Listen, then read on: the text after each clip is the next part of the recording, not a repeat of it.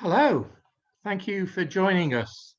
Welcome from me, Michael Scott in Oxford in the UK, and from my joint convener, Stanford J. Ungar in Washington, DC, to this jointly promoted event between the Future of Humanities Project and the Free Speech Project. The latter is sponsored by Georgetown University and the former by Georgetown University's Humanities Initiative in association with the Las Casas Institute for Human Dignity, Blackfriars Hall, the University of Oxford. Together, the two projects consider issues concerning human dignity, rights, cultures, histories, traditions, and politics in the wide spectrum of educational activity, policy, expression, and aspiration. In a moment, I'll hand over to Sandy, who is director of the Free Speech Project. He will introduce today's distinguished panel and moderate the ensuing discussion before I return to chair the question and answer session. This is the eve of a momentous day in the history of the United States of America, and indeed the rest of the world, as we await the inauguration of President Joe Biden tomorrow. I don't have to remind you that it is just 2 weeks after the assault on democracy, which occurred at the Capitol and was shown around the world. I'm sure there will be many questions stemming from the discussions of our international panel to be asked not just about democracy in the USA, but in other countries which practice or espouse democratic forms of government. Because of the currency of our topic, we've extended today's event to 90 minutes. Starting from now, you can type in questions using the Q&A button at the bottom of your screen.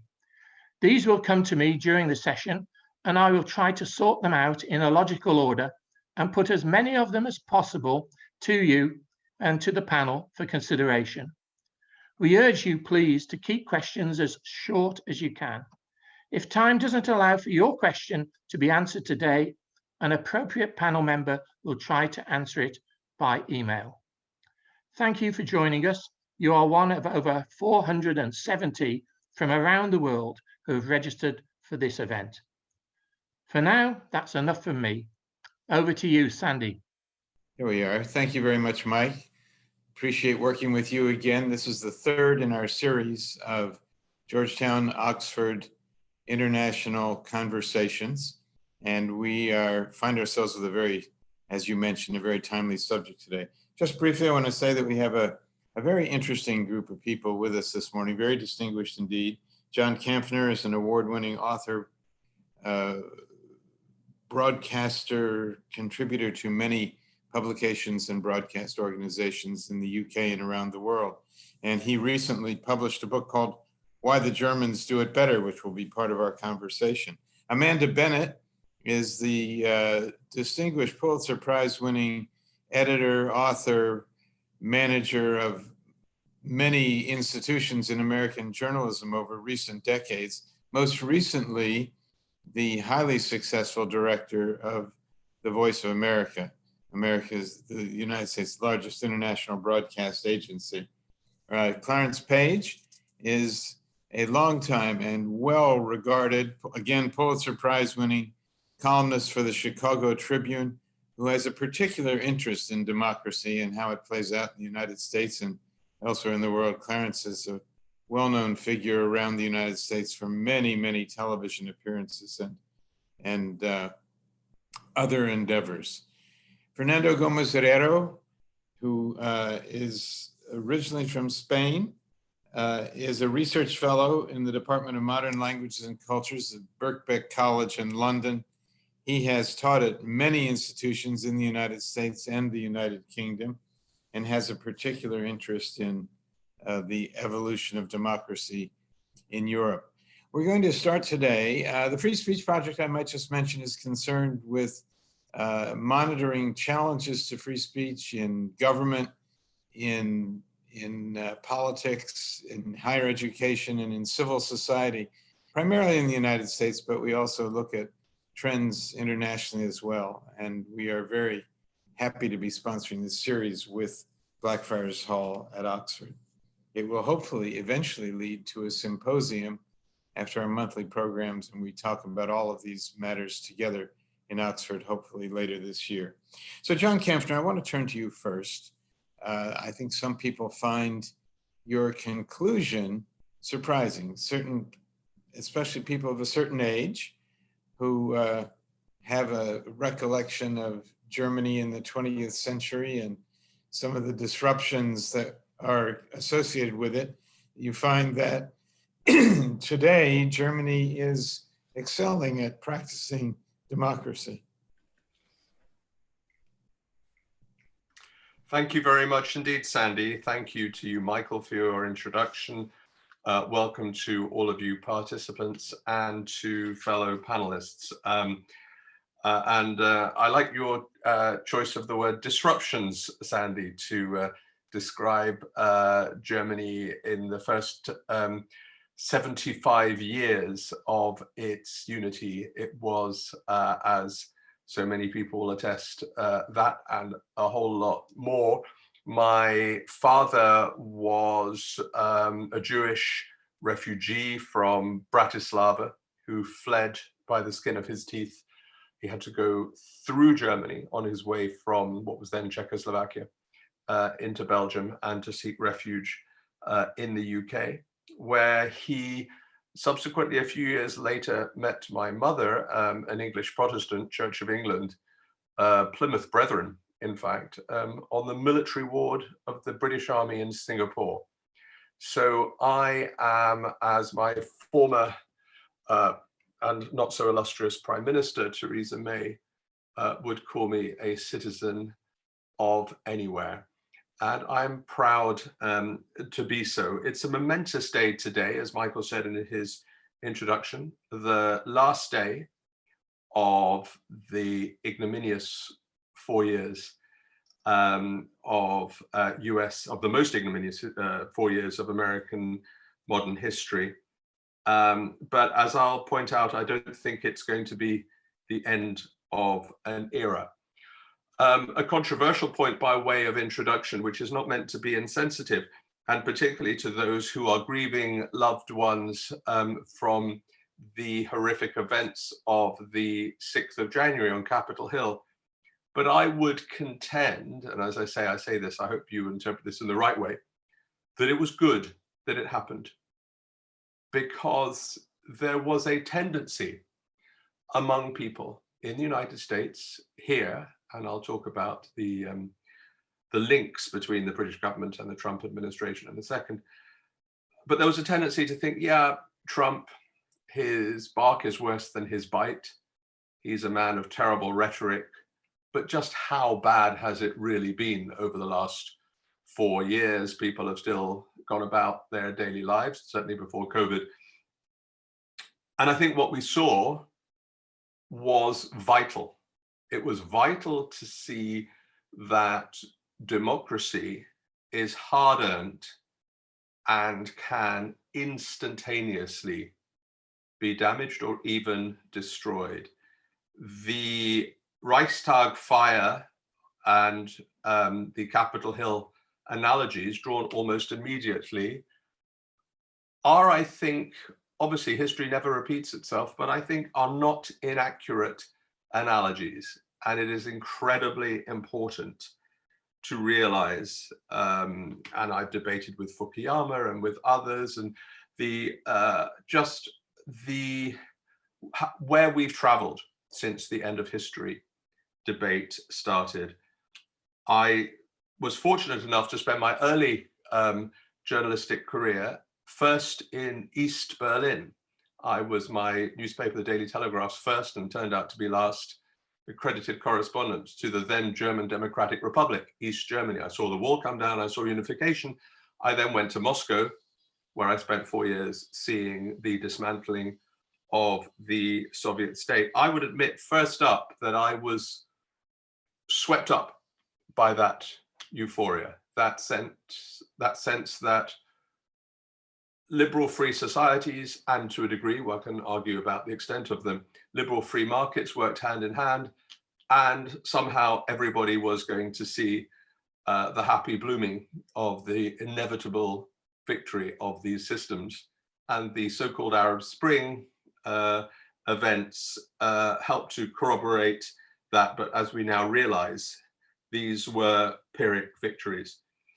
So why did I, and I'll keep my opening remarks brief, why did I come to decide on this book? I felt there was unfinished business with Germany. I had lived in Bonn, the then capital. I'd lived in East Berlin. I kept in touch with Germany and my German friends, but I really wanted, I suppose I was, like so many Brits, suffering from the trauma of Brexit and everything that that involved, which was not just a decision, flawed though it was, encouraged by Putin that it was, and other manifestations of that referendum. It wasn't just that. It was to then see, as my German friends said, they could have taken that, they could have understood that result, but the ensuing 4 years of chaos, and they were chaos, was something to behold. We had always regarded the UK, and others around the world had regarded the UK as, yeah, a bit hidebound, a bit traditional, a bit stuffy maybe, but we had a bedrock of democratic norms, of pragmatism and good sense. Now we realize that all such attributes are actually built on sand, and that you have to work a hell of a lot harder than we have done, or that we are doing now, with the rumbustious, buffoonerish prime minister that we have in Boris Johnson. Our pragmatism is absolutely now being questioned, stroke, disparaged around the world. So I wanted to see, is there a juxtaposition? And actually this month, January 2021, is the 150th year since German unity, the original German unity, Bismarck's German unity. It's not an anniversary that Germans are celebrating. They're marking in academic circles, but they are not celebrating. The first 75 years of that, as I write in the introduction of my book, are a tale of abject horror.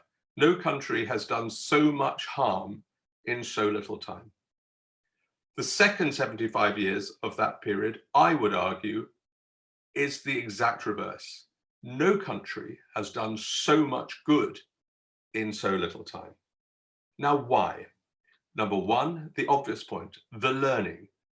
If you, or more likely your forebears, have initiated one of the greatest horrors, one of the greatest evils rendered ever in human history, you learn from it. You have to learn from it. And boy, have the Germans learned. They are the most earnest, serious. They take their democracy, they take their politics incredibly seriously. But it's no good just to be guided by these emotions. It has to be underpinned. And the 1945 Constitution, originally known as the Basic Law, a temporary law, now confirmed, is absolutely that underpinning. And the third is the application of checks and balances, a political maturity epitomized in Angela Merkel over the last 16 years, to be gone, she will be gone in September, and then it's fascinating to see what happens after that. Just very quickly, in conclusion, Germany has gone through not just that first crisis, the absolute and justified bombardment of the country in 1945, its occupation, which then led to its division. In 1949, as I say, it developed a new constitution. It began as a new country. In 1968, the children of that war generation stood up, a lot of demonstrations around Europe and of course in the United States, the 68 generation, and they asked their parents, what did you do in the war? There was a sense that this was the start of the reckoning. 1990, the most extraordinary events, a peaceful revolution against probably the most entrenched and probably the smartest communist regime in the world. The East Germans, they had absolute visibility on their entire peoples, and a unification that, for all its mistakes, I would challenge anyone to come up with a sense or an understanding of any country that could have done it with as little damage as Germany did. In 2015, Angela Merkel took in more than 1 million refugees from the Middle East and North Africa. What else could she have done? As she said herself, what did you expect me as a German to do? To build camps? She let them in, and not only did she let them in, but between a third and a half of some of the world's most destitute are now in employment, in good employment, or in some form of training. And that's a phenomenal figure. And finally, 2020 COVID. Juxtapose the abhorrent disaster of the American response to COVID, the equally abhorrent, disastrous Johnsonian response in the UK, and certainly in the first half of the pandemic, and I saw time and again in different medical centers just how, with a combination of the well-known German efficiency, but the less well-known German empathy and a sense of rallying together, they dealt with that. So at this really important moment, it's just worth remembering, because Germans remember it every day of their lives. Democracy is never a given. Let's hope the Biden administration starts well tomorrow. Let's hope there isn't terrible violence tomorrow. And let's hope that something begins, because Trump himself may be gone. And and you guys know better, but I would assume it's incredibly hard for him to come back personally. But Trumpism is by no means gone. The far-right native populist threat in the United States and around the world is alive and well and kicking. And we, liberal Democrats around the world, and the Germans are leading the way on that, I would suggest, need to make sure we have all the tools at our disposal to combat what is going to be a generational struggle to embed liberal democracy. Thank you for having me. Thank you very much, John. You've given us a lot to talk about in this conversation ahead. I'd like to pivot right away to Amanda Bennett, because she, for a period of about 5 years, I believe, led this kind of government-funded but unofficial opportunity to talk about American values, to promote American values around the world through the Voice of America, and did a wonderful job at that. And I wonder whether she left just a few months ago, before disaster struck the Voice of America when the Trump administration finally got to it. And I wonder, Amanda, if you're optimistic about how the American beacon of democracy will survive, and how all these points that John raises, these idealistic things we've gone through in our own lives, how they're holding up around the world that you dealt with. I know that's a lot, but if you could just start that, and we'll keep the discussion going. Yeah, Sandy, thank you. And I just want to point out that Sandy Unger also was a director of Voice of America. So he's one of my predecessors in this job as a beacon of democracy, probably more successfully than I was back then. So, and I also like to say my impressions are exactly that. They're impressionistic, they're observations, they're emotional reactions from going around the world. And that's one of the things that Voice of America gave me the opportunity to do, which I hope it gives them, was to look at how all these forces played out in the rest of the world. And I'll make 2 points, and maybe we can come back to them later. One is that the idea in the United States that the world was laughing at us, in my experience, traveling around some of the least free countries in the world, that was far from the case. When all of this first started unfolding, what I was experiencing was people coming up to us and saying, please, you don't do this, we do this. This is not you, we need you. You stay the course. We look to you as an example. So they weren't laughing, they were almost frantic to say that they needed a vision of what democracy could be like. So that would be one of the first things I would notice. And so being an exemplar of American values is what VOA did. We didn't broadcast, be nice to America or America's great.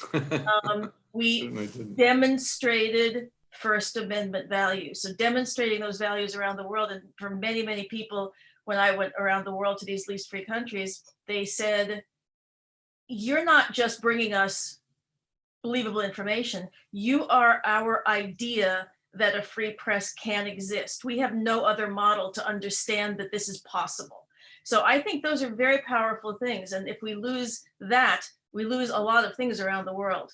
So the last thing is just going around these countries is watching how the dissolution of maybe not necessarily democracy, but a civilized accommodation among people, the process that you see around the world is distressingly, chillingly similar to what we're seeing here in its early stages. So if you say, as I've heard many, many people say, it can't get any worse, trust me, it can. Clarence, does the inauguration of Joe Biden tomorrow, and I'll ask you to unmute yourself, Indeed. does it make you optimistic as someone who has looked at democracy and the ups and downs of democracy over your distinguished career? Will you wake up tomorrow morning with a hopeful, optimistic feeling? I do feel optimistic. I haven't felt that way in quite a while. And I'm optimistic only because of how Joe Biden was elected. It was I call it a platform of do no harm. After what has just been called the chaos of the last 4 years, voters in America were looking for somebody who was stable, reliable, dependable. And Joe Biden did not do well in the early primaries because a lot of other Democrats thought he was boring. And they wanted somebody more exciting, still remembering Barack Obama and his magical charisma, et cetera. But without going into a lot of detail, just Jim Clyburn, congressman from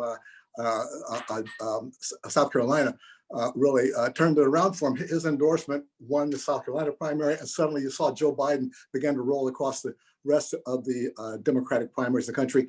And now that he is coming into the presidency, people are merely, Democrats are merely relieved. And even before Election Day, it was a big appeal.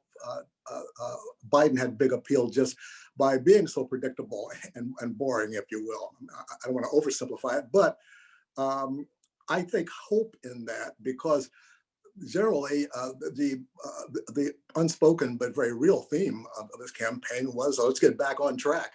Because people across the country, Republican and Democratic alike, were critical of what had been going on.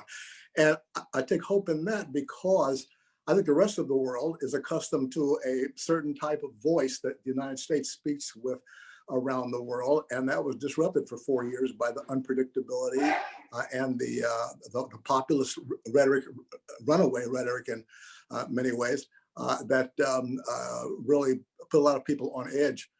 Now, there is a sense that we can get back to the old boring debates because behind that, there's been a real lack of progress on the real problems in this country: infrastructure, healthcare, taxing and spending, the general debates that are involved with just running the country and improving our position in the world have kind of been on hold in congressional gridlock.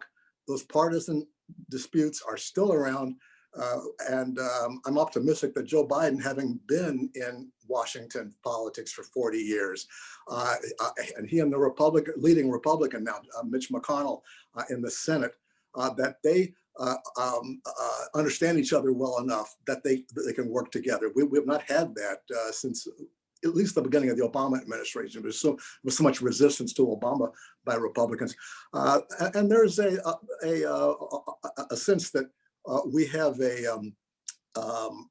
we can have more of a role in the world. Donald Trump was an isolationist, basically, and had very fraught relations with NATO and other allies that weren't dictatorships, and that was unsettling as well. Our relations with China, very important, and North Korea, et cetera, et cetera.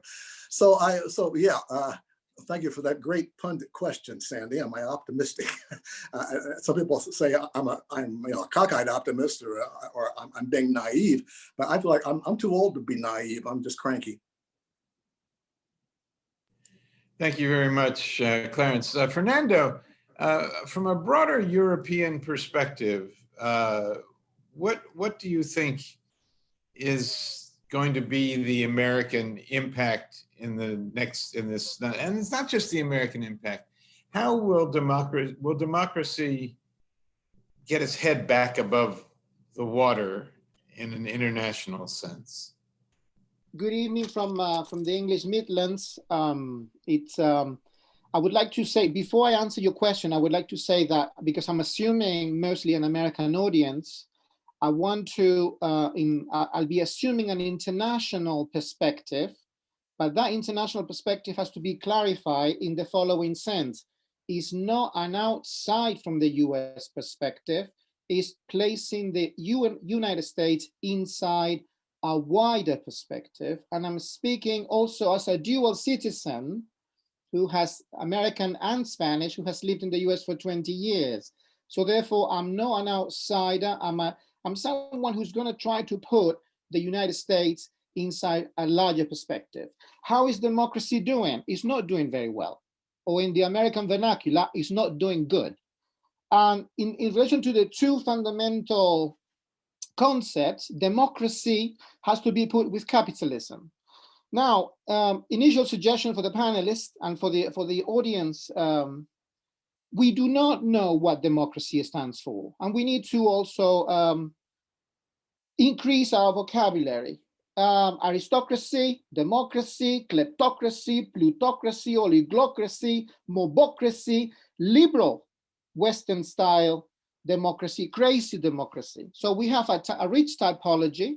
It's not obvious what nation is doing things very well. And I would like to initially to suggest that no single nation has the magic formula for the current problems that are global. We did not need the 6th of January event, which by the way, in Catholic countries is King's Day, is when the children get presents. We did not need that day, as horrendous as it was, to know about the pathologies of American democracy. I think we need to all, as difficult as the moment is, right now the United States is almost like the epicenter of global convulsions, and we should not hasten, we should not run to make big proclamations about end of things or beginning of things, or it's a truly dramatic moment, but this crisis has been already at least since the Iraq War. So wider perspective, richer perspective, more complicated perspective, and responding directly to your question, I suppose there's an easy, I'm going to do self-criticism of a European perspective. There's an easy, I've said this many times, there's a very easy, complacent European perspective that looks at the horrors of the American show and they say, we're not like that, we're not that bad. I think that is not accurate, that is not the case. I think democracy as self-government is right now being questioned in all nations. Europe and the United States, or what I like calling the Anglophone, doesn't have the monopoly. So I think it's also high time to open up and look at truly global domains. And we need to see how that notion of democracy can be rethought, reinvented with greater number of participants, side by side the notion of capitalism, which also is a complicated notion that must be thrown into the equation. So as I'm saying, it's not obvious anymore what the typical language of liberal democracy stands for, because are we talking about electoral politics? Are we talking about, if you want to play politics in American society, the first thing you have to do, you have to have a lot of money. In fact, or you've got to be a multimillionaire to play the political game and even to stay in the game. So clearly that is already throwing a whole bunch of issues into the equation. Final point in this first round, I would like to say the following. The Spanish philosopher Ortega y Gasset already in 1914 spoke of the revolt of the masses. We are now, almost 100 years later, in yet another moment in which the masses, we have seen the plebeian masses the 6th of January in Washington, and perhaps some people are more worried because they were uncouth, they were really rough, they were really obnoxious, they were really misbehaved. So but there's also another revolt of the masses by those who have money and resources and in positions of power and privilege aided Trump to do what he did in the last 4 years. I think it's absolutely unbelievable that anyone could be surprised so late in the game. So I stop there. Thank you, Fernando. You've raised some points that I'd like to return to you and toss briefly to John Kempner as well about some internal European problems, not to avoid some of the things you have accurately pointed out in that are going on in the United States. But, you know, I was a young correspondent in Paris in the 1968 that John was talking about a short time ago. And I saw the French, the youth and the labor rebellion, the workers' rebellion in France in 1968. And I think a lot of people would say that that was a great event. It was very dramatic. It was certainly dramatic in my life, but that many of the problems that the young people and the working people of France were rebelling against are the same today as they were 50 plus years ago in 1968. So there are issues of self-determination, I might say in Catalonia, for one, in Scotland, perhaps Wales. I've been watching The Crown and been reminded of some of those problems recently. So we're, again, not to divert, but to have this broad canvas looking at democracy, what's going to happen with those issues in the period ahead? John and Fernando, briefly. So, I mean, first of all, thanks everybody for those introductory remarks. And there's a huge amount, there's so much to follow up on and to respond to, but of course it's just got to be brief. To your point, Sandy, on self-determination, yeah, I mean, Scotland's having, unless they're postponed through COVID, and it's sort of will be decided very shortly, important elections in May. It looks like the Scottish nationalists are going to have an absolute landslide victory, which is going to heap pressure on the UK government for a second referendum on independence. They're going to resist it, and they're able constitutionally to resist it. But something is going to have to give at some point. And there are so many other Catalonia, tragically, and others happening at the world. The key point which Fernando pointed to is representation. And you're right, Sandy. I mean, since time immemorial, people have felt unrepresented and have felt voiceless. The whole question of access to politics, access to power, the particular American model replicated elsewhere, but sort of made in America of you need money to either your own or somebody else's to take high office in America. And of course that becomes self-selecting. I agree with Fernando on the European score sheet. There's no gloating allowed because we are not doing well.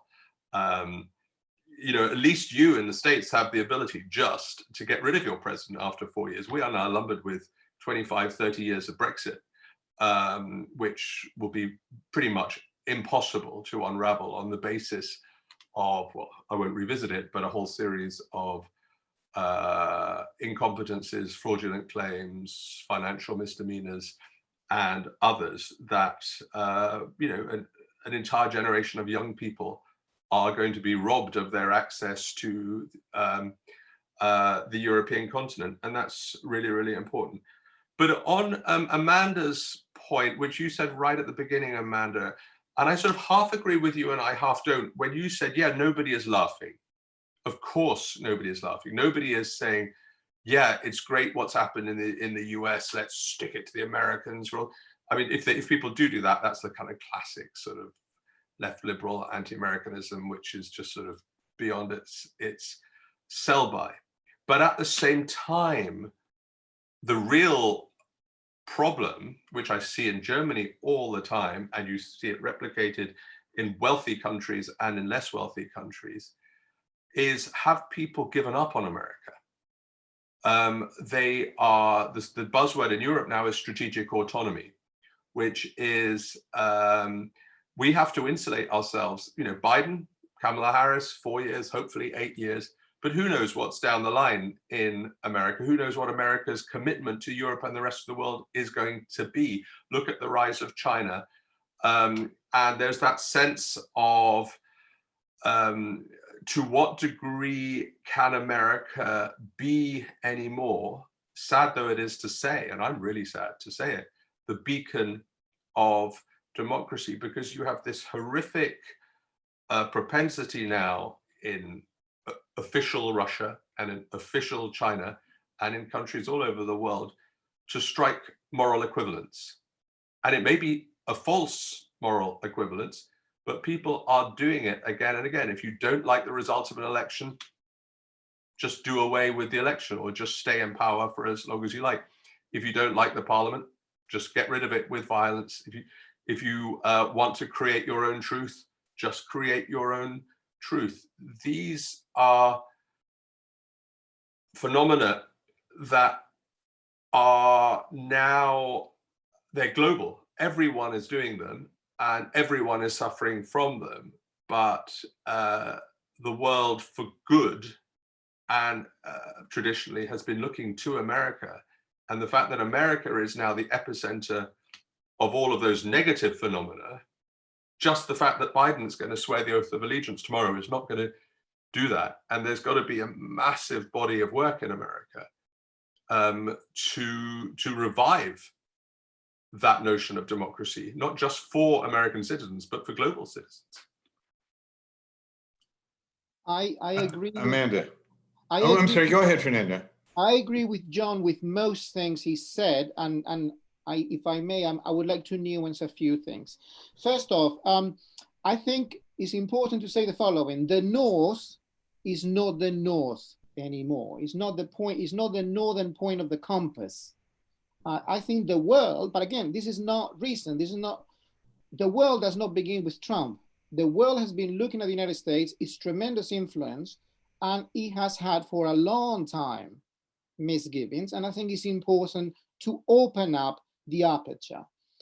About the self-determination, because I know that Sandy cares about this.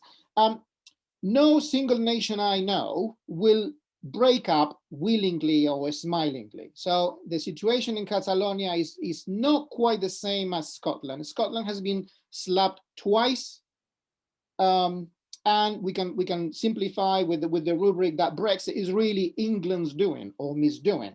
So the situation from a Scottish perspective is much more difficult than it is for Catalonia. The UK doesn't have a written constitution, but the Spanish constitution does have a protocol for the breaking up of the nation. If that protocol is followed, then that is the way to do it. All different political parties.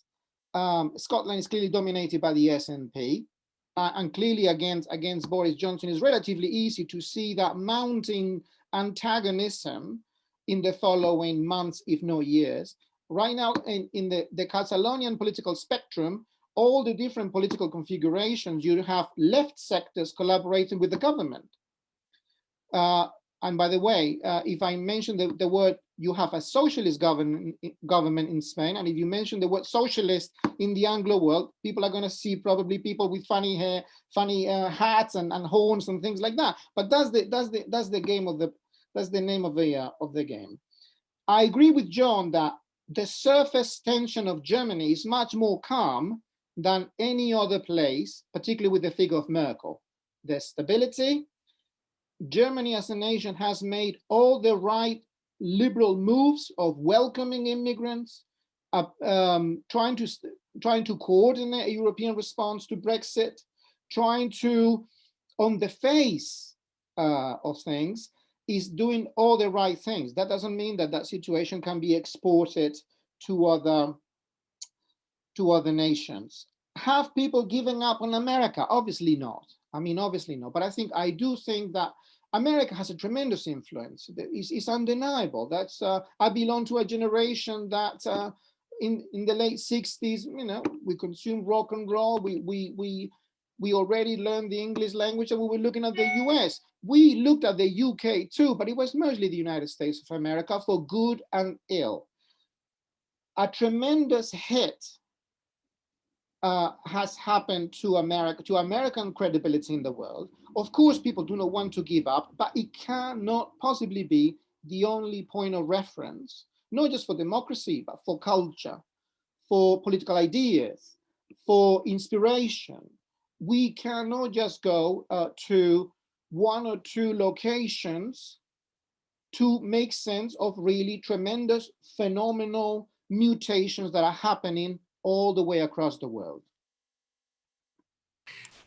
Amanda, there's a temptation to think that the real American influence in some ways was rock and roll, blue jeans, and marijuana, and that otherwise people ignored what was really happening in America. What are you, I mean, you're really pretty, and you're, I agree totally, traveling around as director of the Voice of America is an experience that more Americans should have to understand how people feel about it. I had some of the same experiences you did, as you know. But what is, do you think there's a change that these events, that picture of the Capitol being stormed will live in people's minds? Will the United States be able to hold itself up as this beacon? Well, let me first look around this panel and look at the generation of this panel and ask, what's wrong with blue jeans, rock and roll, and marijuana? I'm sorry, we all grew up on it. I think one of the issues I'm having with the way we're all talking about things is that, I mean, I was just making a joke right there, but if you look, all of us from all around the different parts of the world, we're basically all representing the same essential viewpoint. We're arguing points within the same box. And if you look at if you say that people wanted this or people caused this, you're either talking about 60% of America or 40% of America. And, I don't know that we're able to, any of us, really kind of empathize or put ourselves in the position of the 40% of America. And so we're not actually seeing the whole picture. So we're arguing all from the same point of view. And I'm finding that it's becoming increasingly difficult for anyone, not just to empathize, that's just out of the question, but even to be in the same headspace with anything thinking about that. I think that is what is dangerous about the United States. And I just wrote down, a couple of places where I found it absolutely shocking, the things that people were able to do once they were forced to abandon the middle. If you give people only two choices, then they make one of two choices. So, think about Bosnia, Serbia, Rwanda, where people were forced into two extremely polarized opposing views. Places that had apparently been quite, maybe not democratic, but quite civil for decades, maybe centuries. So I'd like to remind everybody about game theory. And if you see these little bouncing ball things, where if you give someone, just give one of those little balls a 60% option to choose, how quickly it goes this way, and then there's no middle. And then the little tiny balls in the middle have to go to one side or the other. There's no place else. And I think we are still at a moment in American history where most people are in the middle, and our rhetoric, our conversations, our panels, our emotions are all being driven to the sides. And I don't think that's who America still is. But I'm really, really concerned that we're making all those bouncing balls go to one side or the other, given a no option in the middle. Clarence, what do you think about that, especially with the influence of the internet? Clarence, you need to unmute yourself.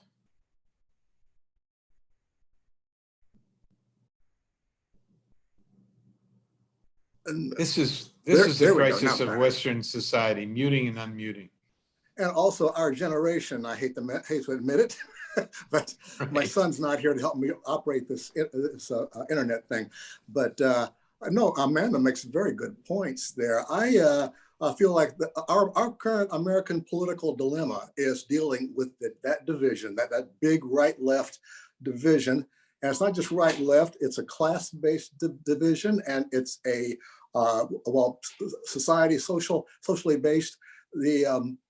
I feel like I've got a special knowledge of this because I come from the town where Hillbilly Elegy was written, or where the author grew up.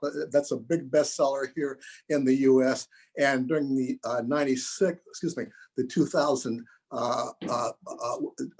2016 elections, it became, J.D. Vance, the author, became known among journalists as the Trump whisperer or the Trump decoder, because it's about poor white folks. Here in America, our poverty debate from the early days of Lyndon Johnson, it became colorized. So that poverty became a racial problem in people's minds. And a lot of working class and poor white folks at a time when we were deindustrializing the Rust Belt where I grew up, they felt overlooked, and they were. And that's, you hear this now constantly because it's become part of the political firmament. All those factories in Ohio that closed. Now, Ohio has always been a pivotal state of the heartland of America, as we call it. And now Donald Trump benefited from that because it wasn't what he said about those problems of deindustrialization and being on the losing end of globalism, but it was that he talked about it at all. The Democrats and Republicans both were too close to each other in their approach to this new world, and were very self-satisfied that in this post-World War II America and globe, we have leadership, we are benefiting, we get cheap clothes because they were made by people who had gotten jobs that had moved overseas. So Donald Trump, and I felt like, the uniformity, if you talk about the folks on this panel, coming from other uniform backgrounds, really, in terms of intellect, education, worldview, that's certainly the way that Trump folks look at it. And they're actually paranoid anyway. And let me say, Trump voters are not all Republicans. They're not even all working class Republicans. They are a subset. And what you saw at the Capitol, the reason why I'm still optimistic, Sandy, that's the fringe. It was the fringe when I was a young reporter, when they were writing to us with crayon.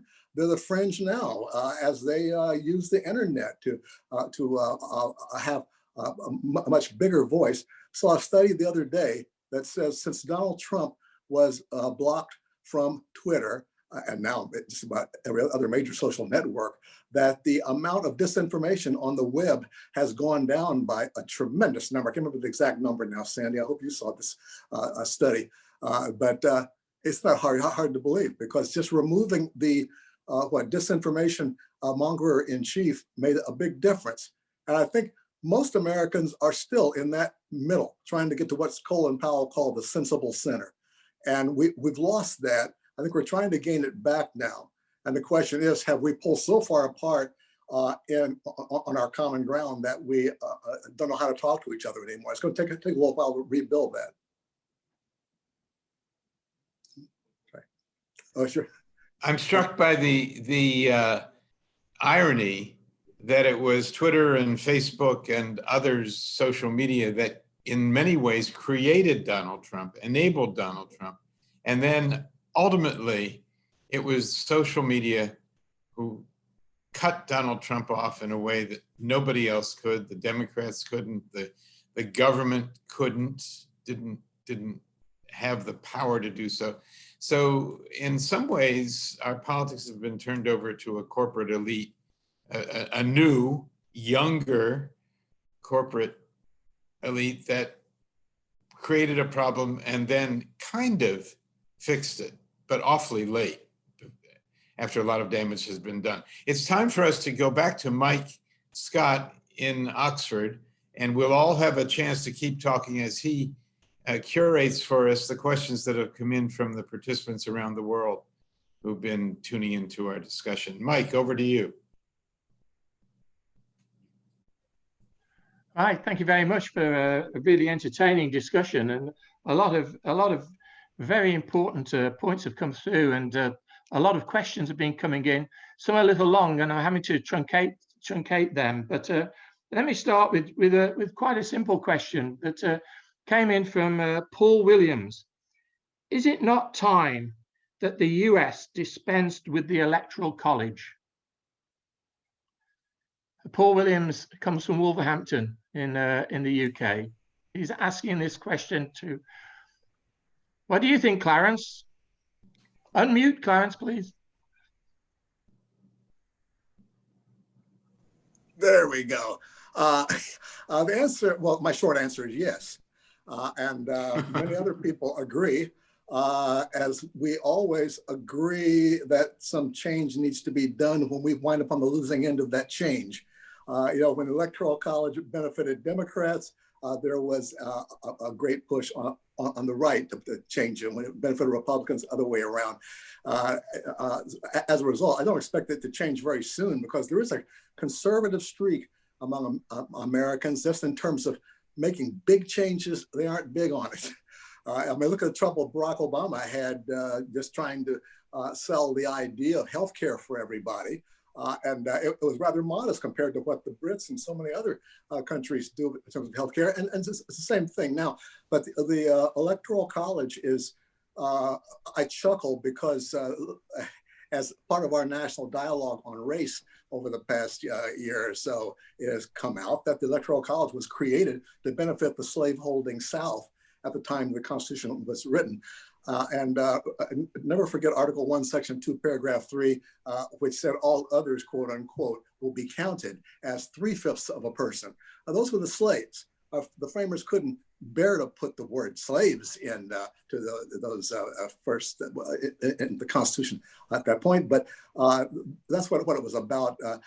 So many of our racial conflicts over the last 200 years have come about, well, they've both come about because of our constitutional setup, and they've come about in order to change the constitutional setup. But the Electoral College right now benefits too many people for it to be changed, I feel, as a practical, but it also results in Democrats right now, for the foreseeable future demographically, having declining power or being, having their vote watered down. I mean, what can you say for a constitution that says California gets 2 senators, so does Wyoming, which is smaller, has a smaller population than the city of Washington, D.C. But that's the kind of imbalance that we have. That's just one reason to get rid of the Electoral College. So the criticism is growing, but I don't see it actually happening very soon. Well, another question is, and there's a number of questions have actually come in on, which go on from that in one sense, I think. Ted Kennedy asks, what are the obligations on the winners of a democratic election or referendum to the losers? Amanda, how would you like to have a go at that one? So I think that's one of the very, very interesting questions that I do not think we are adequately pondering. That democracy doesn't just mean winner take all. It should mean that winner governs, and governs with the consent of all the rest of the governed too. That's a really super interesting question. And I keep saying a sentence because a lot of the trouble at Voice of America got caused by when the people in power decided to overreach their power and create some laws that let them have complete jurisdiction domination over Voice of America. So, you know, I'm saying constantly, do not make moves without imagining what the people on your other side will do with those moves. I think we all have a failure of imagination. So when we're in power, it's like, okay, let's take all this stuff, and then somebody else tries to use it. I think that's one of the most important questions that goes down to the roots of what actually does democracy mean. A follow-on comes from that in another question that came in, which was about referenda. If you have a referendum, isn't that undermining the democratic process which gives a parliament? Anyone want to have a little look at that? Amanda, you want to carry on with that, or John? Give it to John. I don't know about parliaments. Well, just like I'm not going to offer a view on the Electoral College, I'll leave that to experts. You Americans are mercifully spared so far, at least the scourge of the national referendum. I mean, one of the many problems, specific problems with the UK is a lack of constitution. It's a make it up as you go along form of politics, which is fine when things are going well. But when you have a problem, you know, we had no idea what the relationship was between the referendum result and the will of the people as expressed through the legislature through general elections. We still don't know in law what that relationship is. We don't know what the relationship is between the executive, parliament, and the judiciary. And yeah, it's incredibly problematic. Certainly, if you do have a referendum, it's incumbent on the people who organize the referendum to work out what you do if either result happens. In the case of the Brexit referendum, not a single piece of preparation was done. In fact, it was expressly forbidden by David Cameron's government to plan for a negative result, because in their complacency, they assumed that the other result wouldn't happen, which just brings me very quickly to the earlier point. And I can see 37 questions. I've had a sneak preview, Michael, and they're really, really good. So I won't hog. But just on this point of echo chambers, I completely agree. I mean, I debate all the time because of our public sector service broadcasters with people on the other side, and I always enjoy doing it. And occasionally one can learn, you're not just rehearsing points, but you can actually learn something from people who think differently. But I think we need to differentiate between the propagators of what I regard as a very pernicious form of politics and people who are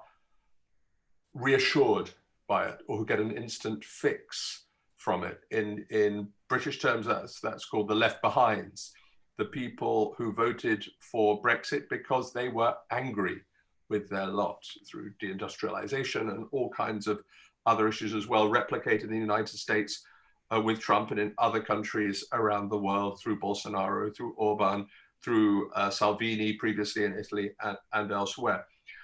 However, these movements are an alliance. The Nazis were an alliance.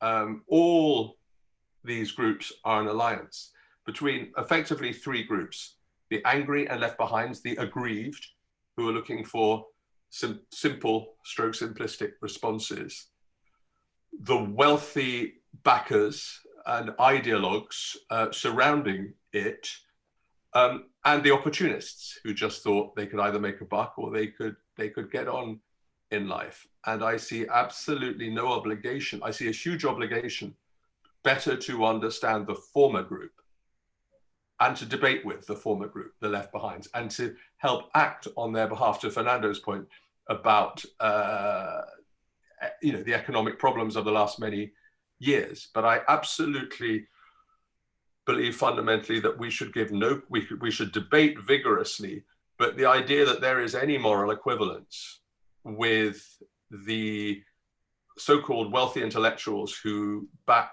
or the opportunists who back these movements, we've seen that in history, and no quarter should be given to them.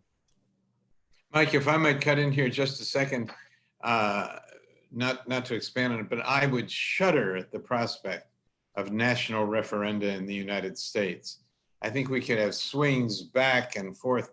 It's bad enough in some states. In California, there's an absolute, which is larger than many countries in the world. There are totally contradictory results in some of these referenda in California, and the government of California is left trying to sort all this out, and none has done a very good job of it.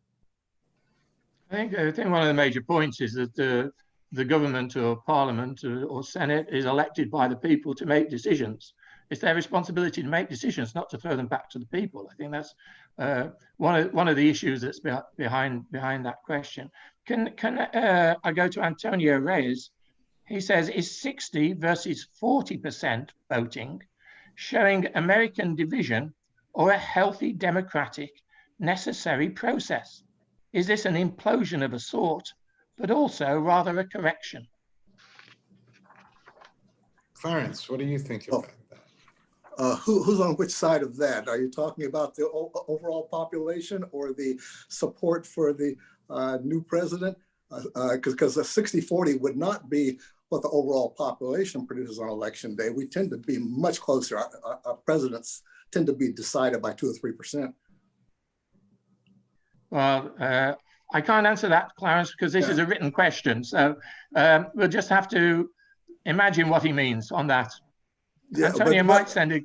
Yeah. I suppose maybe what the concern is that does it have to be that decisive, or even when it is that big of a gap between the two, does that mean no one should question it? We certainly see a lot of questioning right now on the part of Trump supporters who don't like the fact that Joe Biden had a landslide election, the sort that normally wouldn't raise any questions about, because even the voter fraud, even his own attorney general says that there's no voter fraud that would have big enough to have changed the outcome of that election. But even so, if you get a really loud group of people in a minority, they're going to make a lot of noise and seem to sway the general population. Certainly worth listening to, and if they get violent, like at the Capitol the other day, they're worth putting in jail. Jonathan Cave asks, doesn't chronic anxiety fray the social fabric, the relations that allow democracy to work? So if you've got a government that's causing chronic anxiety within the population, isn't that actually fraying the social fabric and undermining democracy? Fernando, how about you having a go at that? I don't know what to say to that, but if I may, I had a couple of points that I can't resist, and I'm going to throw a few fastballs to try to okay, but I don't want to lose that question because it's a difficult question. If somebody else wants to have a go at that, how about you, Amanda?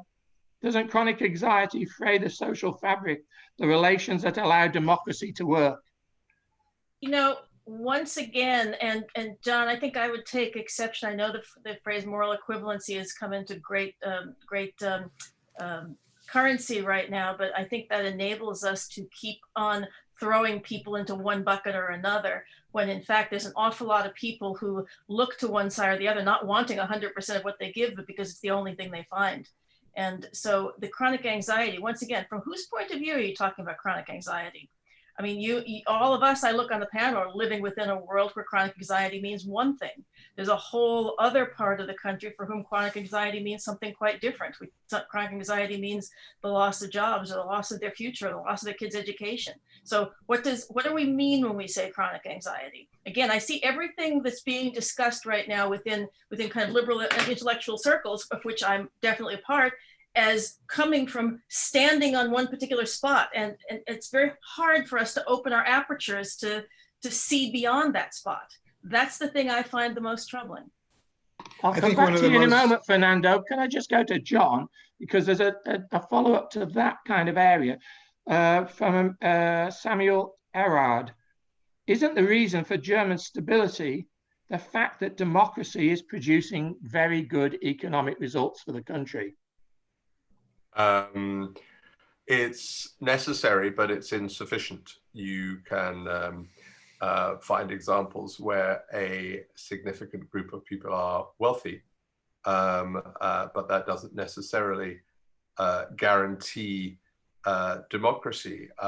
There was something quite alluring, and I was right in the middle of it. I remember being in the foreign policy, the foreign ministry press center of the Soviet Union, which was the main hall where they had press conferences, as the Telegraph's correspondent, and Margaret Thatcher rocks up into town. And I have never seen a collective of men, and they were predominantly men, middle-aged men, Russian men, sort of lose all critical faculty in their absolute adoration of her. We were talking the early 90s. And literally, I mean, there were people sort of weeping, sort of getting terribly overexcited and trying to ask questions, and the questions were not remotely testing. You know, what is the secret of your success? How can you, bring your brilliance to our country, and all this kind of thing. And there was a sense of the indivisibility of that one particular model, and that sense of a particular interpretation of democracy and a particular interpretation of liberal free markets working in tandem. We have seen many examples where that doesn't come together, and there are many examples of corporatist success. One can go back to the 1930s and beyond. One can go back to Franco's Spain. One could look at Latin America, where that connection is absolutely not there. And Amanda, just without having a sort of ping pong on, but enjoyable though it is, my referencing of moral equivalence is in sadness, but I hear it all the time. One hears it in present day Russia, and I'm incredibly sad at what's happened to so many of my Russian friends from the early mid-90s who were great fighters for democracy, who now just want to make money and to just turn a blind eye about what's happening with Putin, the imprisonment of Navalny. Hey, doesn't matter. Let's go to Courchevel and go skiing. And that is a sense of that post-war US-led, and it was great whilst it lasted, settlement. Now that is being challenged, whether we like it or we don't, and Trump has turbocharged that unraveling of the American post-war paradigm, and we collectively have got to fix it. But we've got to accept the fact that people are not, in my view, looking to America in the way that they used to. Question came in earlier from Dominic Gordon. I'll come back, people, on this kind of area. It says, it is clear that foreign misinformation is part of the reason that democracy has stumbled of late. Should democracies integrate deeper in order to protect us and our sovereignty? You speak of integration. You mean political integration? Well, I'm sorry, it's a written question. Yeah. I think he's talking about the democracies working together about this infiltration from other forms of government that undermine.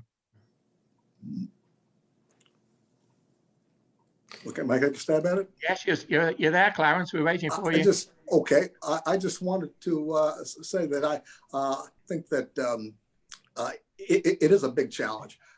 And I agree with what John said earlier about how the tragedy at the Capitol may be good for us in the long run, because we need to see how close we are to a complete chaos.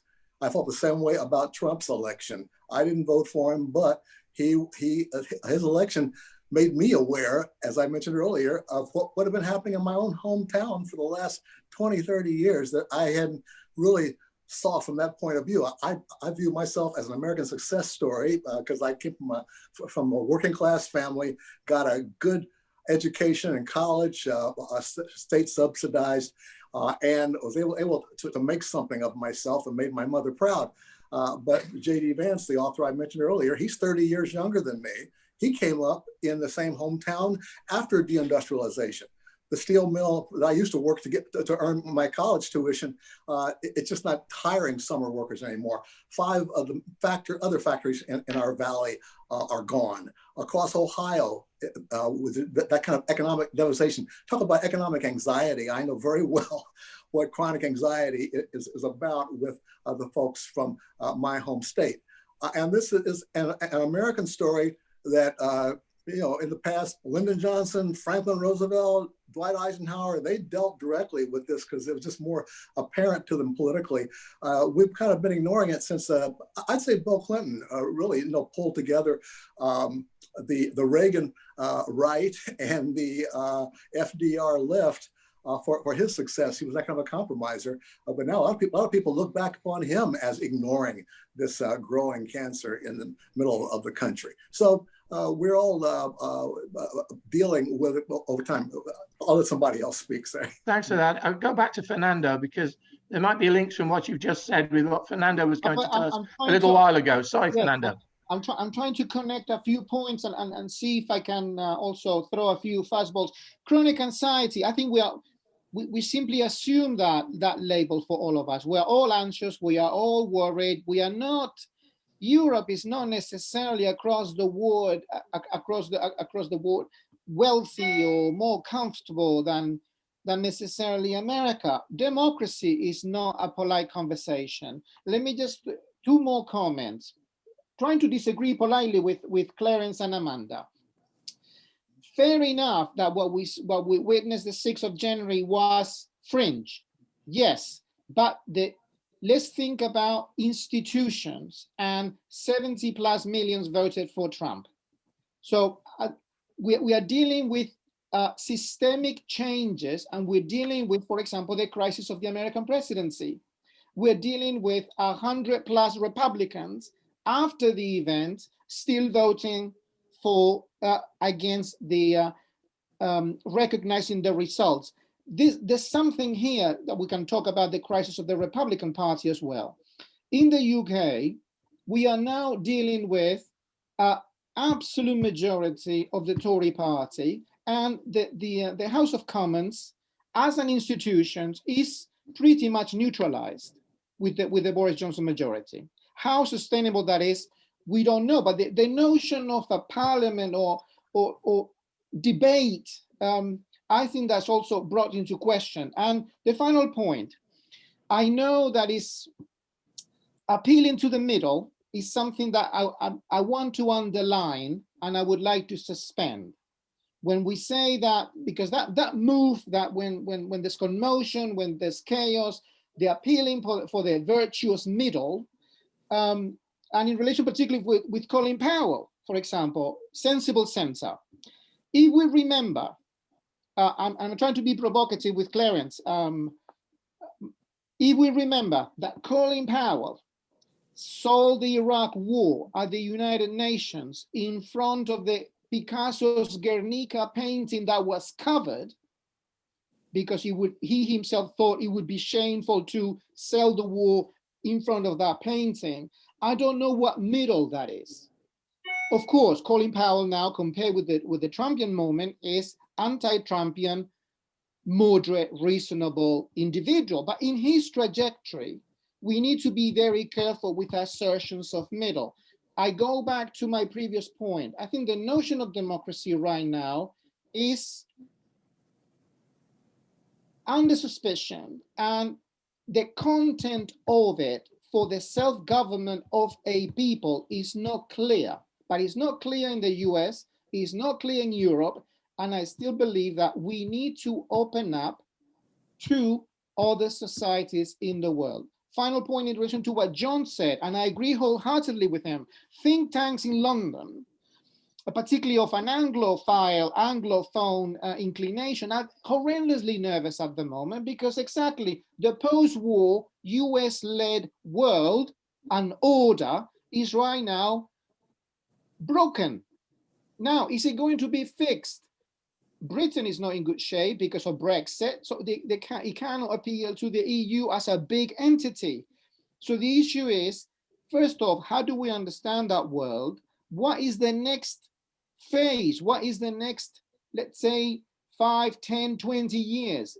And who is going to be talking and addressing the content of that, let's say, collection of democracies? I think that's clearly one of the questions that we have now. That links into a question from Jesse Seto. Is there another viable model for governance other than Western democracy? Perhaps a managed democracy a la Singapore? Jesse asks. John. One of my previous books was called Freedom for Sale. And having been born and brought up in Singapore, I was fascinated by it. It is the extent to which people are, and including very educated people, are willing to trade what we regard as liberal democratic freedoms in return for either security or prosperity, or preferably both. The Singapore model, which is usually dismissed, oh, it's a small island, a small city state, what lessons does it have to give to huge disparate countries? It is absolutely the model that China, certainly before Xi Jinping became kind of the earlier version of the Chinese so-called managed democracy system of, say, 10 years ago, was looking to. It's what all manner of people are looking to. And I would just love to say that, not that there's no alternative, because there should always be alternatives. The lack of alternatives are the things that lead to complacency, but that Western liberal democracy isn't the problem. The problem is what's happened to it. Mike, may I add something on this very point?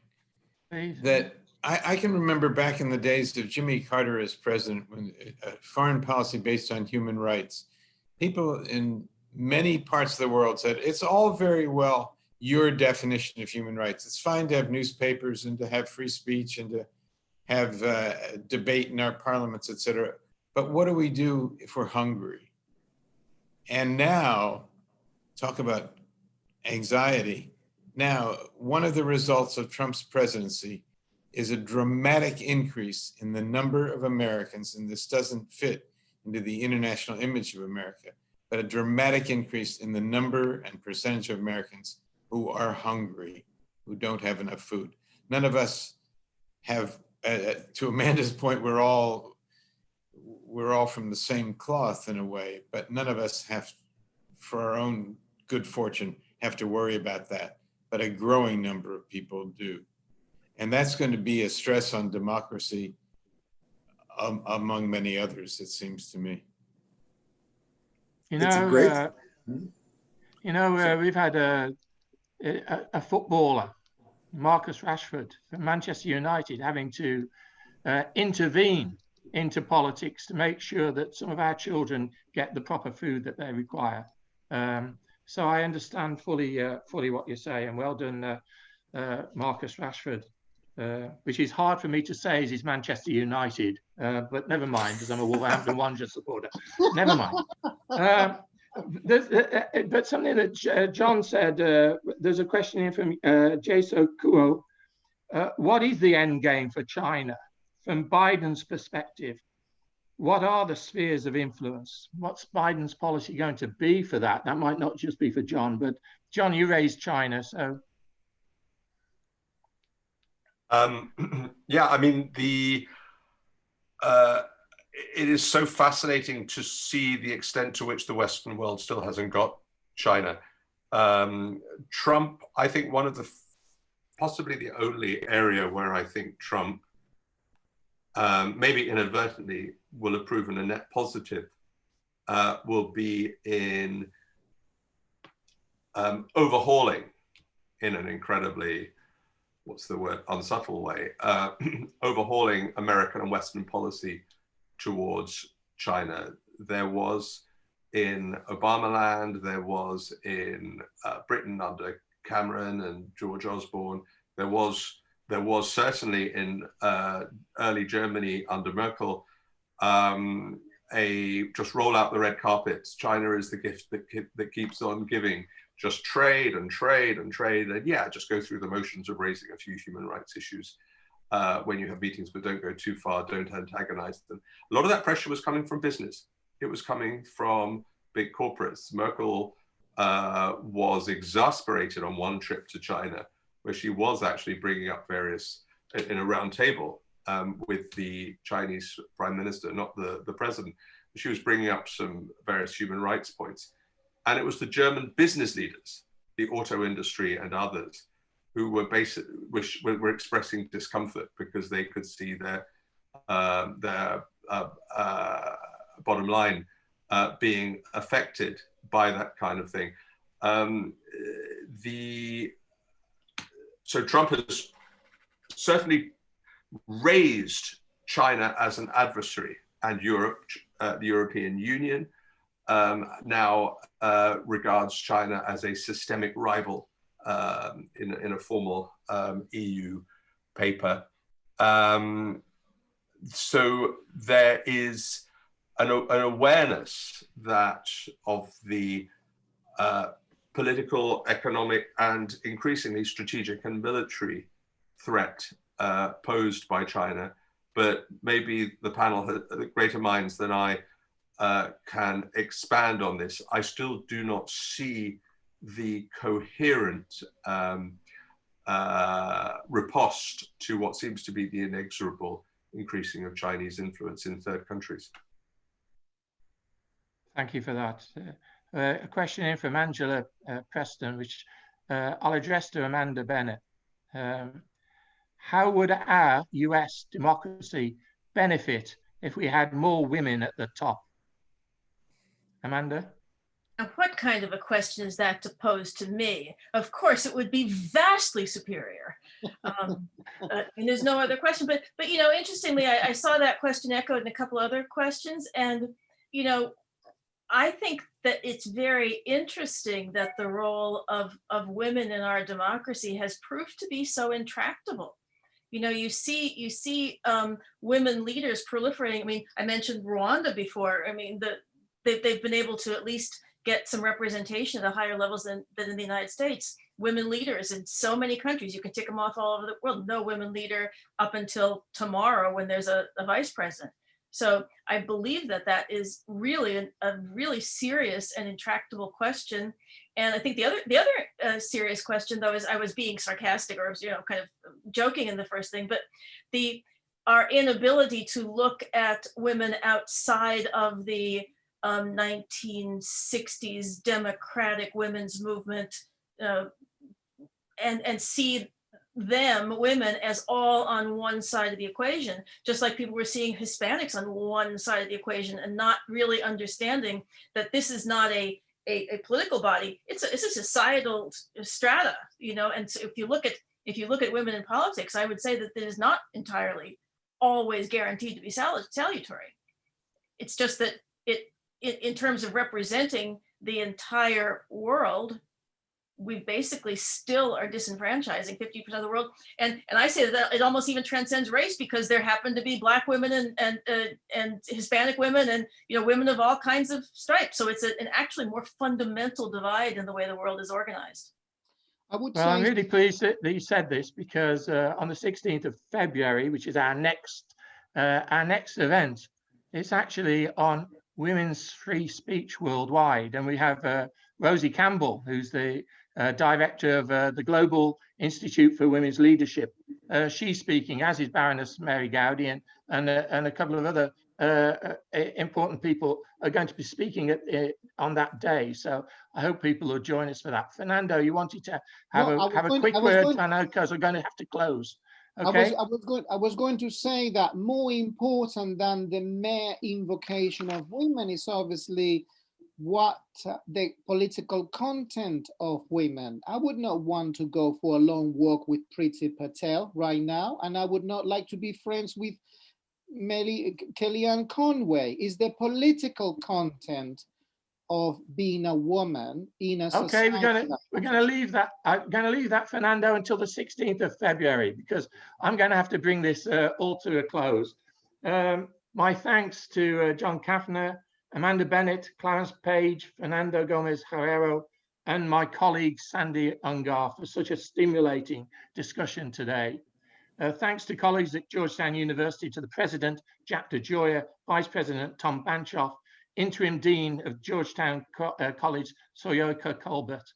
Thanks also to Yvonne Queck, our US Administrator, Corey Johnson, and others from the Free Speech Project who have fed questions to me, and the colleagues who've made Zoom possible. Thanks to Blackfriars Hall, to John O'Connor, the Regent, Richard Finn, the Director of the Las Casas Institute, and Kingarona Gabner, our UK Administrator. And thanks to all of you who have asked questions. If they weren't answered today, we hope that you will get an answer through email in due course. Thank you all for attending. In fact, this was a record number of registrations for this event.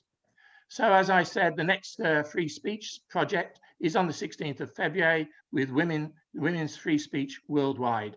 That goes at 4 p.m. BST, 11 a.m. EST. We're back to our normal time.